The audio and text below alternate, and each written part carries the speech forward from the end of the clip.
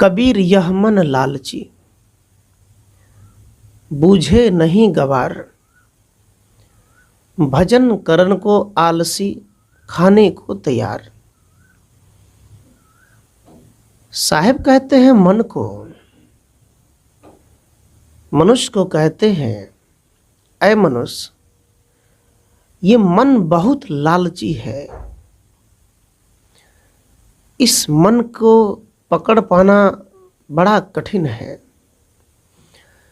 ये लालची मन ना जाने कहाँ कहाँ फंस जाता है, कहाँ कहाँ लोभ कर लेता है, किन किन विषयों में चला जाता है, किन किन बातों को सोचने लगता है, इसका कोई पता नहीं। इस मन को अच्छे विचार में ले जाओ तो बुरे विचार में भागना चाहता है। ये बूझता नहीं। सज्जनों, मन को कहो कि थोड़ा देर सत्संग में बैठ जाओ, आपका शरीर बैठा रहेगा किंतु मन वहां नहीं रहेगा। मन दुनिया की बातों को सोचता रहेगा, बाहरी चिंतन करता रहेगा। संत प्रवचन करते हैं, समाज के लोग बैठे होते हैं, किंतु उसी बीच में कोई कोई ऐसे व्यक्ति होते हैं जो उस पर ध्यान देते हैं, कुछ ऐसे होते हैं जो बाहरी बातों को सोचते हैं। 500 विद्यार्थी को मास्टर पढ़ाते हैं, किंतु उसमें मन से पढ़ने वाला विद्यार्थी ही आगे बढ़ पाता है। जिसका ध्यान पढ़ने में नहीं है वो विद्यार्थी फेल हो जाते हैं। इसी प्रकार साधना पथ पर चलने वाले संत, भक्ति पथ पर चलने वाले संत, सज्जनों, यदि मन संयत है, मन पवित्र है, छल बल नहीं है, राजनीति नहीं है, जिस संत को केवल भक्ति से मतलब है, खुद शांति और समाज की शांति की चिंता करे, याद रखना ऐसे संतों को कभी नहीं छोड़ना चाहिए। जिनके विचारों में क्रांति है, आग है, जिस गली से वो उसका विचार निकले, वो जिस गली से चले, या उनके संपर्क में जो भी भक्त आ जाए, उस भक्त का पूरा भ्रम अंधविश्वास दूर हो जाए, भूत पिशाच सब भाग जाए। ऐसे निर्मल मन वाले संतों का सत्संग कभी नहीं छोड़ना चाहिए और सुनते रहना चाहिए। सज्जनों, भजन करन को आलसी, ये मन भजन करने में आलस करता है। ये मन सुबह 5 बजे उठने में आलस करता है। विद्यार्थी को उठने नहीं देता है, कई संत को उठने नहीं देता है। दही चूड़ा खाए, निमंत्रण आए, पेट भर खाए, बस नाक बजा के सो रहे हैं। याद रखना, भजन में यदि आलस करोगे, काम में आलस करोगे, खेती करने में आलस करोगे, समय से काम नहीं करोगे, जो काम करना चाहिए वो समय से नहीं करते हो, तो पक्का याद रखना ये मन तुम्हें लेकर डूब मरेगा। भोजन में तैयार। सदगुरु कबीर कहते कि ये मन जो है खाने पीने में तैयार रहता है। किधर से क्या सुगंध आ गया, किधर से गांजा मिल जाए, किधर से बीड़ी मिल जाए, कोई सिगरेट दे दे, कोई मांस दे दे। ये मन जिभ्या स्वाद के पीछे जीव और मन दोनों मिल करके बड़े ही चाव के साथ खाते हैं।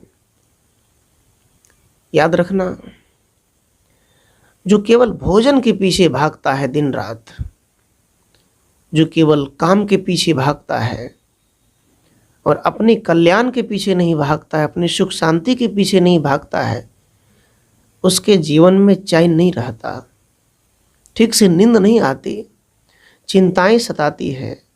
और ऐसे व्यक्ति कहाँ जाते हैं? फिर घर छोड़कर भागना चाहता है। साहब कबीर कहते हैं मन के मारे बन गए, बन तजी बस्ती माही।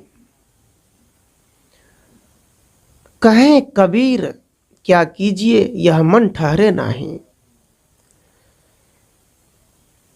सज्जनों, कबीर साहब कहते हैं कि मन में दुख हुआ तो तूने घर छोड़कर भाग गया, मन में क्लेश हुआ तो भाग गया, मन में परेशानी आई तो सबको छोड़ दिया। लेकिन कहाँ, मन की बातों में आकर, मन की टेंशनों में आकर यदि जंगल भाग जाए। साहब कबीर कहते हैं कुछ लोग ऐसे होते हैं, दुख आने पर घर छोड़ता है, दुख आने पर संन्यास ले लेता है।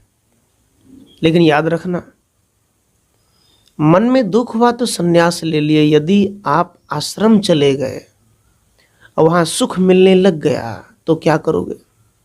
आप जंगल चले गए, जंगल में सुख मिलने लग गया तो क्या करोगे? फिर बस्ती भागोगे? कबीर साहब कहते हैं मन के मारे बन गए, मन की पीड़ा से परेशान होकर, मन की चिंता, टेंशन, राग, द्वेष, चुगली, कपट से परेशान होकर कहाँ गए? वन में गए शांति प्राप्ति के लिए। किंतु वहां भी सुकून नहीं मिला। कहें कबीर क्या कीजिए यह मन ठहरे नाही। साहब कहते हैं अरे क्या करोगे, कहाँ जाओगे, किस जगह? ऐसी कौन सी गुरु बाबा है जो कृपा कर दे, आशीर्वाद दे दे? कौन है वो? कहते क्या करोगे, ये मन तो वहां भी नहीं ठहरता जहां सुख मिलता है। सुख को देखकर मन पागल हो जाता है, इसलिए मन को मारो। एक आदमी एक संत के पास गया, कहा गुरुजी मन बड़ा परेशान है, मन में अशांति है, मन में टेंशन है, क्या करें? सज्जनों, संत ने कहा बेटे 7 दिन बाद आना मेरे पास। जब तुम 7 दिन बाद आओगे तो मैं तुम्हें मन को खोज कर ला दूंगा। वो व्यक्ति संत के पास 7 दिन बाद आए तो बैठ गया पलथी मारकर। उस व्यक्ति ने संत से कहा बताइए मन कहाँ है? संत ने कहा कहाँ है मन, खोज कर लाओ, मैं देखूं कहाँ है, खोज कर लाओ। जब तुम मन को पकड़ कर लाओगे तो मैं कुछ बताऊंगा। सज्जनों, वो व्यक्ति मन को खोजने लग गया और मन के खोजने के चक्कर में मन मिला ही नहीं। कहाँ है मन? मन तो मिट गया। जिस दिन मन को खोजना शुरू कर देंगे, मन को पकड़ना शुरू कर देंगे, उनके विचारों को मसलना शुरू कर देंगे, उनके बढ़े हुए मन को दबाना शुरू कर देंगे, मन मिट जाएगा। कबीर साहब कहते हैं दौड़त दौड़त दौड़िया जहां लग मन की दौड़। दौड़ थका मन थिर भया, वस्तु ठौर की ठौर। साहब कहते हैं आदमी दौड़ लगा रहा है, कहां तक? जहां तक ये मन को पता है कि वो बड़े तीर्थ धाम है, वो बड़े स्थल है, अभी अभी उद्घाटन हुआ है, अभी राम मंदिर का उद्घाटन हो गया, तो लोगों को ये आशा है कि मैं कब पहुंच जाऊं। कई नया जगह बनता है, नई तीर्थ स्थल बनते हैं, तो लोगों को लगता है कि वहां कुछ न कुछ अब जरूर मिलेगा, वहां तो हमें जल्दी पहुंचना चाहिए। याद रखना, फिर वो पुराने हो जाएंगे। जो बिहार में उसे लगता है कि दिल्ली जाना चाहिए, दिल्ली कैसा होगा? दिल्ली गए तो वही, जो बिहार में वही दिल्ली में। कुछ लोगों को लगता है कि मैं पहाड़ी में चला जाऊंगा, देखूंगा पहाड़ कैसा, वहां का मूर्ति कैसी बनी है, मूर्ति देख लूंगा। कुछ लोगों को लगता है कि अरे वो तीर्थ मैं नहीं गया, वहां मैं जाऊं, चला जाता है। याद रखना, जहां जहां तुम्हारा मन दौड़ा कर ले जाता है वहां चले जाते हो, और जब वहां जाते हो तो मन कहता है अब विदेश चलते, मन की बातों में चलना छोड़ दो। साहब ने कहा, दौड़त दौड़त दौड़िया।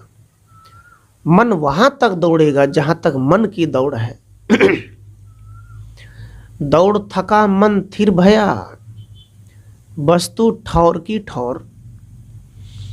कबीर साहब कहते हैं, जब मन कब तक दौड़ेगा? जब तक शरीर स्वस्थ है। याद रखना, आपका शरीर स्वस्थ नहीं भी है, टूट भी गए, आप मर भी गए, तब भी ये मन नहीं मरता।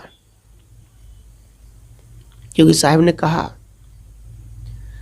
मन मरे न माया मरे, मर मर जात शरीर। आशा तृष्णा ना मरे, कह गए संत कबीर।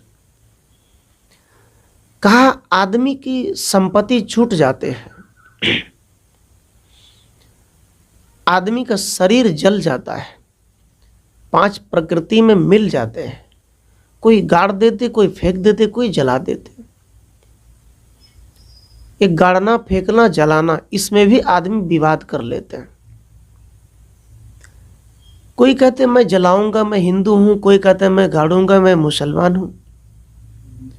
याद रखना, जब बीमारी का टाइम था कोरोना वायरस का, उसमें ना किसी भी जीव का क्रियाक्रम हुआ, ना कोई पंडित का मर्त पढ़ा, ना पिंडदान हुआ, कुछ नहीं हुआ। बस जिसे भी से खड्डे खोद दिए, लाश को दफना दिए, सबको एक में।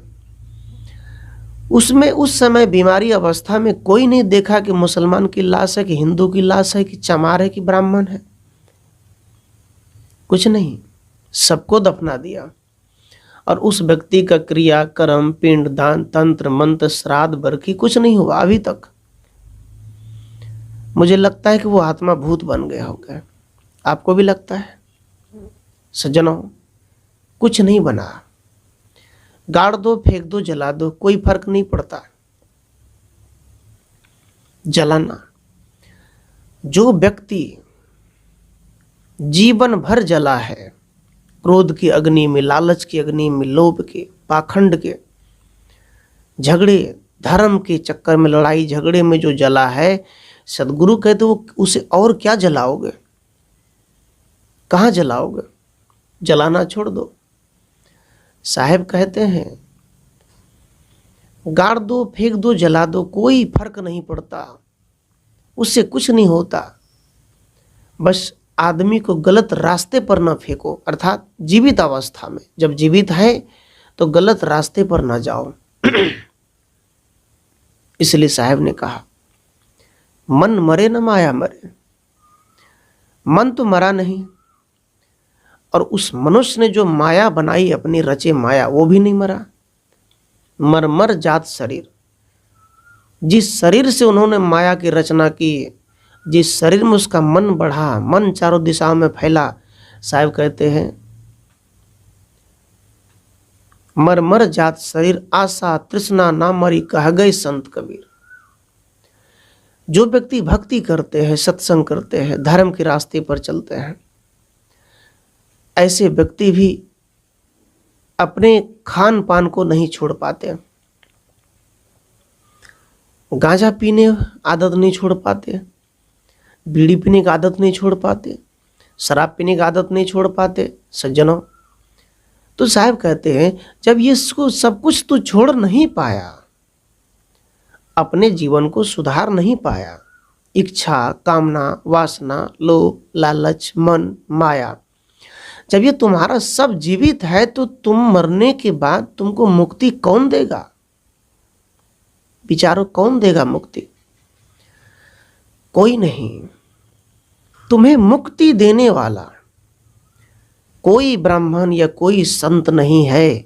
स्वयं कबीर साहब भी आपको मरने के बाद मुक्ति नहीं दे सकते। इस बात को जितनी जल्दी आप मान लो। कुछ संत मानते हैं, मैं सतलोक से आया हूं, मैं सतलोक देखकर आया हूं, मैं आपको सतलोक दिखा सकता हूं। कभी कभी तो शर्म आती है बोलने में, कभी कभी तो खुद को लगता है कि मुंह छुपा कर बैठ जाऊं। जो संत खुद जेल के सलाके में बंद है, अब वो खुद कहे कि मैं सतलोक का दर्शन किया हूं, ये तो हंसने की बात है।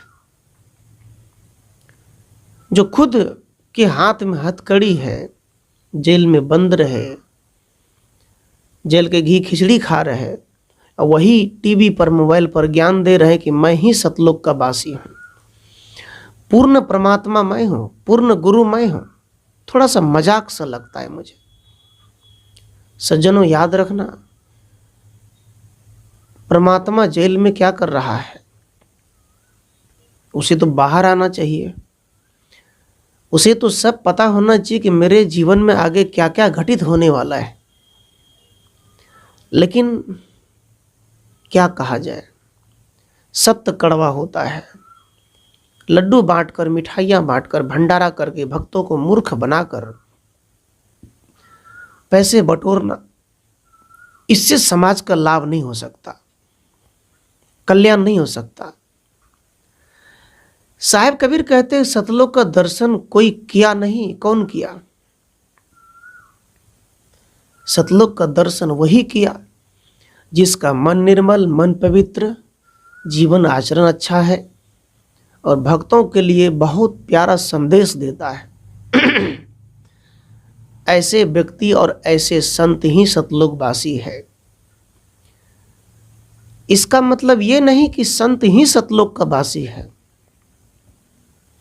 यदि आप इस प्रवचन को सुन रहे हैं तो याद रखना, आप घर में रहते हैं, फुल पैंट शर्ट में है, साड़ी लंगा चोली में है, आपका मन यदि शांति में है, आपके घर में प्रेम है और आप ध्यान चिंतन करते हैं, मेहनत मजदूरी करते हैं और आप शांति की दशा में जीते हैं, तो मैं कहूँगा आप भी सतलोक में हैं जितना संत सतलोक में है।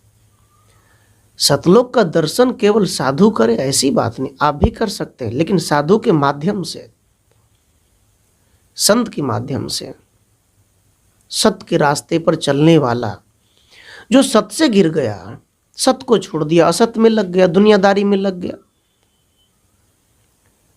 वो सत्य का खोजी कभी नहीं हो सकता। सज्जनों, मैं आप सबके बीच ये निवेदन कर रहा हूं, मन याद रखना है कि आशा, एक वासना, एक याद, एक मोह, एक माया, एक मन की बिगाड़, वही जन्म मरण का कारण बनता है। जो व्यक्ति जितना पतित होता है, जितना निकृष्ट होता है, जो व्यक्ति जितने पापी होते हैं, जितने बुरे कर्म करते हैं, जितने समाज में उलझन झगड़े प्रपंच में होते हैं, याद रखना ऐसे व्यक्ति ही इस संसार में बार बार कीड़ी मकोड़े की योनि में भटकते और मरते रहते हैं। कर्म पीछा नहीं छोड़ता, ये बात पक्का याद रखना। ये मत समझो कि मैं किसी बकरे को काट दूंगा, मांस, किसी मुर्गे को काट के मांस पका के फ्राई करके खा जाऊंगा, तुम बच जाओगे, ऐसी बात नहीं। तर्क करो, विचार करो। अरे जिस माँ बाप ने तुमको जन्म दिया, उस माँ बाप के मरने से तुम 13 दिन का छुटका मान लेते हो, मुर्गा मछली मांस खाते हो तो क्या छुटका नहीं लगा? यह है हिंदू धर्म, यह है ब्राह्मण धर्म, ब्राह्मण का संविधान। सज्जन, एक बात याद रखना, जिसके मुख में खैनी सुरती तंबाकू है वो आदमी का मुख अशुद्ध है, जिसके मुख में गांजा है वो अशुद्ध है, जिसके मुख में सिगरेट है वो अशुद्ध है, जिसके मुख में मांस जाता है अशुद्ध है, जो अपने मुख से, अपने मन से चुगली निंदा गाली गलौज करता है वो अशुद्ध है। शुद्धिकरण कहाँ होगा? जिसके मुंह से, जिसके मुख से ज्ञान की बातें होती है, जिसके चिंतन से अच्छे चिंतन होते हैं, प्रेम की बातें होती है, वो घर और परिवार शुद्ध है, पवित्र है। लेकिन हम ये मानते हैं कि हमारा मुक्ति का दाता, मुक्ति का रास्ता कोई और होगा। ज्यादातर लोग सार नाम के पीछे दौड़ते हैं। लोग जब गुरु मंत्र मांगते हैं तो पहला ये प्रश्न करते, गुरु जी क्या आपके पास सार नाम का भेद है? यदि आप सार नाम का भेद देंगे तभी हम आपसे दीक्षा और कंठी माला लेंगे, क्योंकि सार नाम के चक्कर में गुरुओं ने खूब उलझाया है, भरमाया है। उसे पता है कि हम भरमाएंगे तो फिर दोबारा नहीं, बार बार आएगा, एक बार बता देंगे तो नहीं आएगा। याद रखना, सार नाम। मान लीजिए आप मेरा प्रवचन सुन रहे हैं, अब मैं बोल रहा हूं, और यदि हमें बोलते बोलते हमारी आत्माएं निकल जाए और आप सुनते सुनते भी आपकी आत्माएं निकल जाए, आपका शरीर छूट जाए या मेरा छूट जाए, तो विचारिए कि आपके शरीर और मेरे शरीर से कौन निकलेगा? कौन है वो? किसके रहने से आप ये प्रवचन सुन रहे थे, और मेरे अंदर में कौन है जो मैं प्रवचन कर रहा हूं? विचार करो। निकलेगा कौन? आत्मा। जो निकलने वाला पुरुष है, जिनके रहने से हम प्रवचन कर रहे थे, वो निकल गए। अब शरीर क्या हो गया? असार। और जब आत्मा अंदर थे तो क्या हुआ? सार। अर्थात आत्मा ही सार शब्द है, आत्मा ही सार ज्ञान है। जिन्होंने स्वयं को जान लिया, आत्मज्ञान प्राप्त कर लिया, वही सार ज्ञानी है, वही सार नाम का भेद है। स्वयं को जानने वाला व्यक्ति भूत से नहीं डरता, स्वयं को जानने वाला व्यक्ति किसी ब्राह्मणों की चंगुल में नहीं फंसता, स्वयं को जान लेने वाला व्यक्ति माता पिता गुरुजन की आदर करता है। लेकिन आज के गुरु लोग सार नाम बांट रहे हैं, लेकिन माँ बाप से झगड़ा हो जाता है, पड़ोसी से नहीं बनता, किसी की भोज भी नहीं खा सकते, किसी की शादी में नहीं जा सकते। क्या लोचा है भाई? किसी के प्रसाद नहीं खा सकते, किसी का सत्संग नहीं सुन सकते। वो कहता है मेरा ही गुरु पूर्ण है। याद रखना, वो सार ज्ञानी नहीं है, वो अज्ञानी है। सार है आत्मा। आत्मा है तो आपके परिवार है, रिश्तेदार है, आत्मा है तो आपके मंदिर मस्जिद है, आत्मा है तो आपके पति पत्नी है, आत्मा है तो आपके गुरु शिष्य हैं। जब आत्मा ही निकल गए तो आपका रिश्ता किससे? सज्जनों, सार ज्ञान का मतलब आत्मा है, सार तत्व, सार नाम, सत्य नाम, अर्थात आत्मा सत्य है। और इस सतनाम को जानने वाला व्यक्ति, सदगुरु कहते हैं, वही सार ज्ञानी है और वही अच्छे पुजारी है, वही अच्छे आत्मज्ञानी, एक अच्छे निर्मल संत है, बोधवान संत।